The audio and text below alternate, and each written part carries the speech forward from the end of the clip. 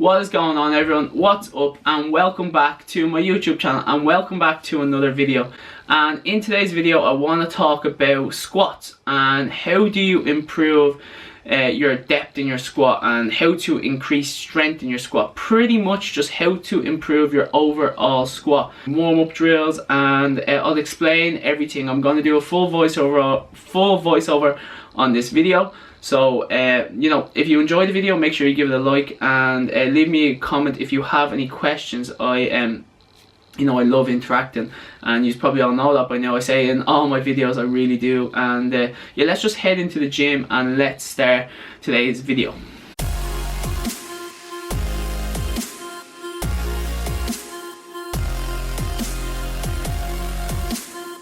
Right, everyone, so welcome back, and in today's video we are going to talk about the barbell back squat. And there are plenty of problems people can come into contact to when squatting, and the number one most ignored problem people just put on the back burner, seem to forget, is your mobility. People don't think it's important, when in fact it's one of the most important things when it comes to squatting.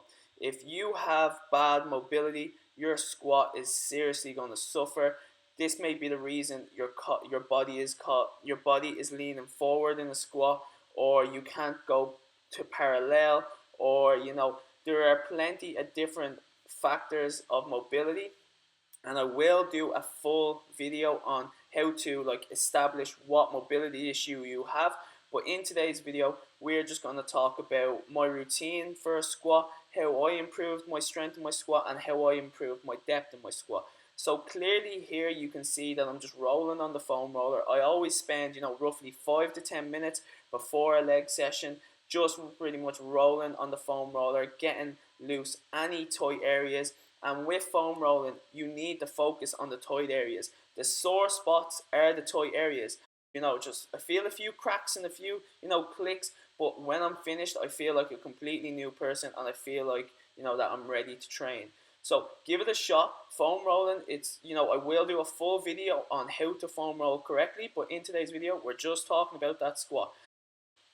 My warm-up for my squat routine. Now, I don't do this every day religiously, but if your squat is really bad, or you have depth issues, do this every day. Come in 30 minutes before your workout and focus on warming up correctly.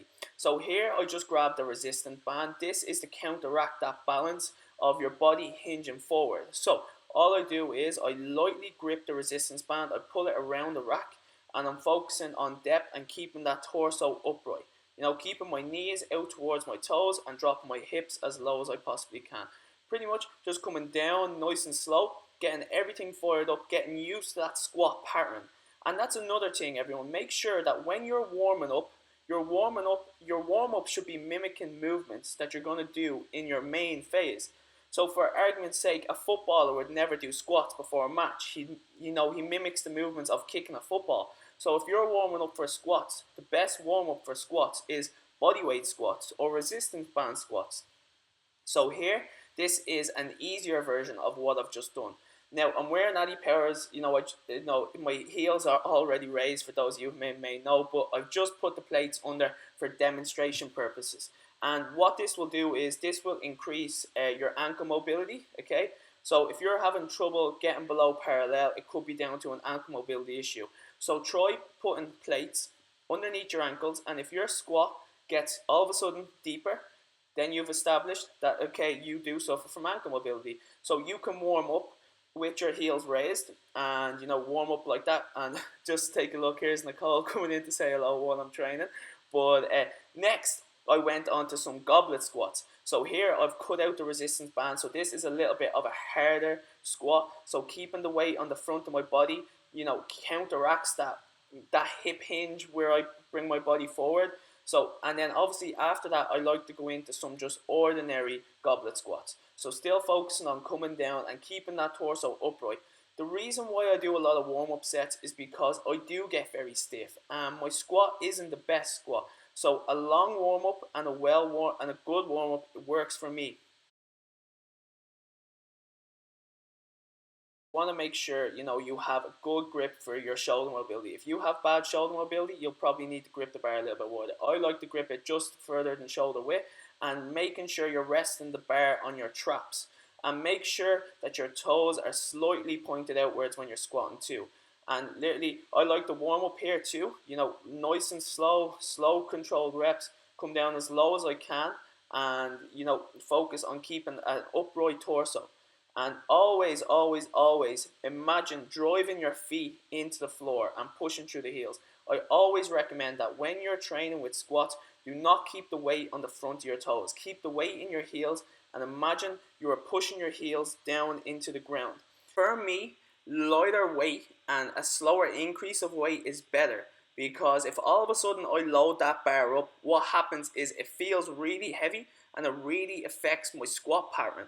So I like to warm up gradually, increase the weight gradually. I normally start off with 60, then jump to 80, then jump to 90, and etc. until I build up to my working sets. So before I've even hit one working set, I've probably done 6 or 7, warm-up sets of squats. And another factor that helps actually improve the depth in my squat is when I tend to load the bar up heavy, it actually forces me down that little bit further.